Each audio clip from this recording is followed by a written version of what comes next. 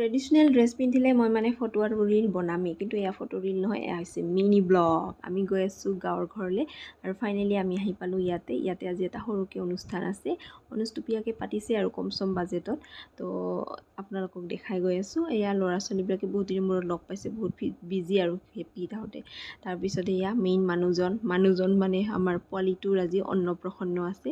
মোৰ কোচতে টোপনি গ'ল মানে। তাৰপিছত সাৰ পোৱাৰ লগে লগে তাক গা পা ধুৱাই ফ্ৰেছ কৰাই ৰেডি কৰা হ'ল ভাত খোৱাৰ কাৰণে, মানে অন্নপ্ৰসন্নৰ কাৰণে। আৰু ইমানেই গৰম যে জল্দি কাপোৰ কানি খুলি মানে সি একদম মানে টিপটপ। আৰু এয়া বৌসকলকো লগ পালোঁ, সকলোৱে ব্যস্ত কথা পতাত। আৰু এইফালে মানে ট্ৰেডিশ্যনেল বিধ ধৰিছে মানে জঙা। আৰু এইটো হৈছে আমাৰ মা মনসাৰ মন্দিৰ, বছৰি ইয়াত পূজা হয়। আৰু আমাৰ লিটিল ব্লগাৰ একদম ফাৰ্ষ্ট বেটছত খাবলৈ বহিছিলে। আৰু বিস্কুনিও আহিছিলে আমাৰ, আৰু এইজনী জেঠিও আহিছিলে। আৰু শেষত বৌহঁতে একেলগে মিলি ভাত খালে। আৰু সকলোতকৈ শেষত আমাৰ বন্ধু এজন আহিছিলে, উমা।